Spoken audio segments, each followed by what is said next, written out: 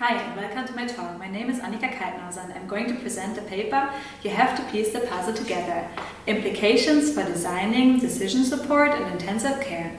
This is joint work with Verena, Rheinstädter, Andreas, Butz and Wallach and was done at Ergosheim Berlin and Saarbrücken as well as LMU Munich. Let me begin by explaining the motivation for this work. For this, I want to take you on a journey into German intensive care units. What you see and hear is what physicians and nurses experience on a daily basis. You hear the sound of ventilators, medical monitors are beeping, they are measuring vital signs continuously. They're alarmed. Your colleagues are rushing around. One of your patients is making indescribable noises in pain, and you try to make a decision. Specifically, you want to calculate a target for volume therapy for the next 24 hours. You look at the patient documentation, listen to what your colleagues have found out before. You check for signs of lag or an excess of volume. But let's take a step back. What exactly is volume therapy? Volume therapy controls the administration of intravenous fluids such as water or blood. It is crucial for keeping the patient's circulation stable and thus ensures a sufficient supply of the organs. The therapy is performed on a daily basis and persists the entire duration of a patient's stay in intensive care. Currently, nurses and physicians have to evaluate and combine various information sources manually. That takes time. Also, they have to adapt therapy for each patient individually based on the gathered information and the best available evidence.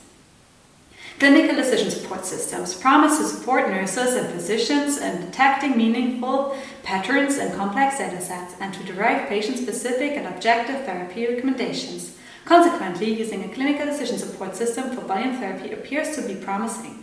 However, investigations on the design of clinical decision support systems from an HCI perspective are rare. Previous research indicates that this is one of the main reasons why those systems are poorly adapted in practice. Our goal was to uncover a spectrum of design opportunities and applications for the clinical decision support systems in intensive care.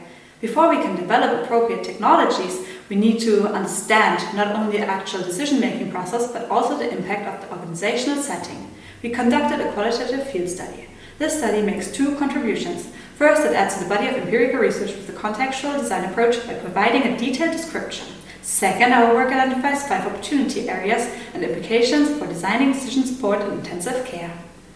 We conducted contextual inquiries in 3 different intensive care units to acquire an understanding of how physicians and nurses collaborate to make decisions around volume therapy and how clinical decision support systems can be integrated into the daily clinical work.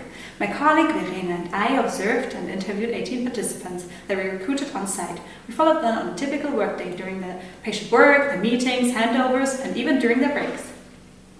We consolidated our findings in joint sessions. We structured our data using affinity diagrams and identified themes in a continuous process of refinement. We then distilled our findings by grading personas.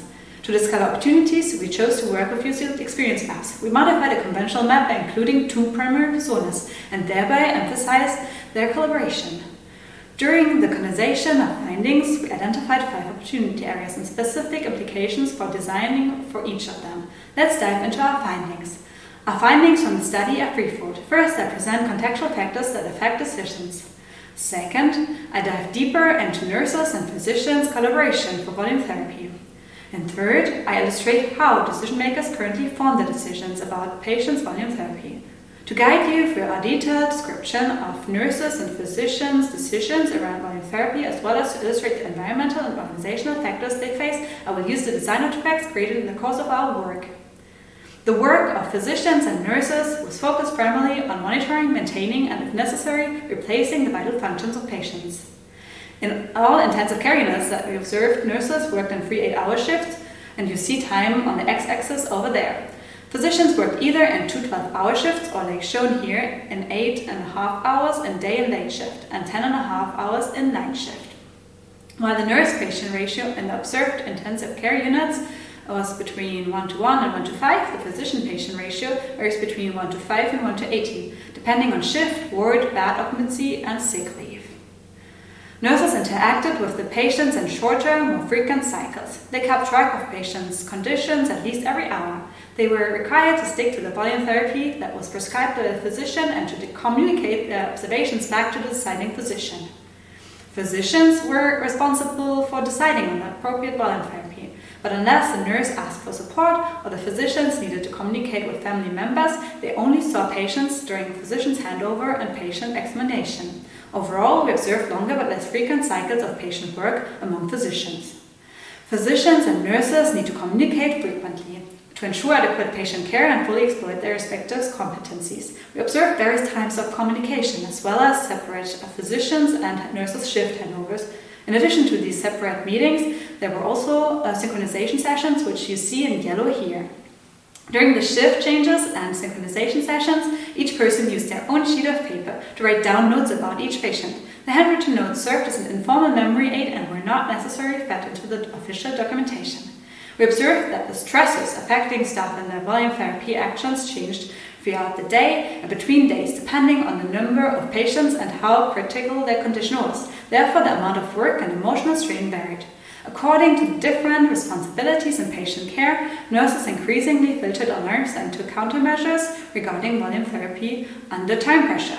Physicians felt responsible for the overall success of the therapy. When a patient had a sudden hemodynamic instability, both nurses and physicians sometimes had to make less informed decisions to stabilize the patient's condition for the moment, regardless of medium to long-term effects.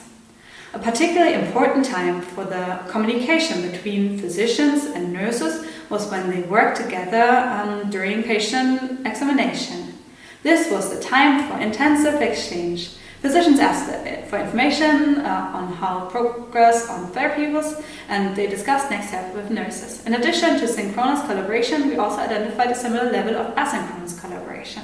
Nurses and physicians derived much information from the patient's health record and made decisions by themselves. Decisions on 24-hour volume therapy, for instance, were made at the end of the shift of the previous day. Such rhythms subsequently could ensure that the same physician who had made the prescription for the following day was available to answer questions the next day.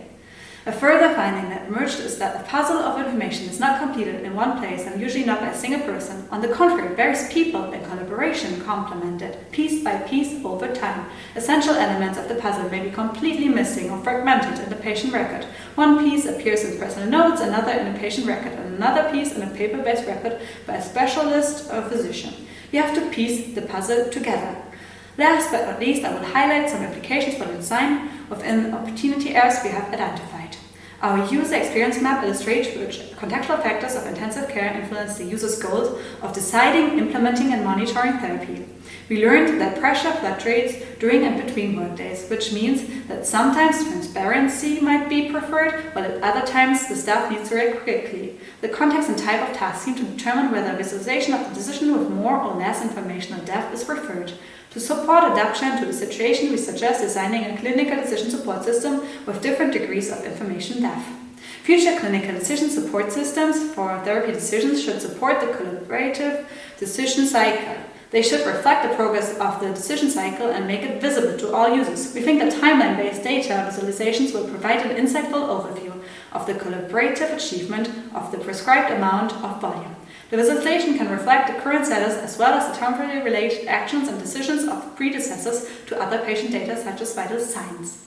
A system could flag decisive factors for its recommendations such as noteworthy vital data or diagnosis affecting the therapy. It could thereby support the physicians by displaying essential factors influencing the algorithmic decision as a sound basis for decision making. Such explorations would thus help users to better understand how a decision was generated and convey what information is included in the recommendation of the system, while allowing physicians or nurses to compare their knowledge and reasoning to the system's solution.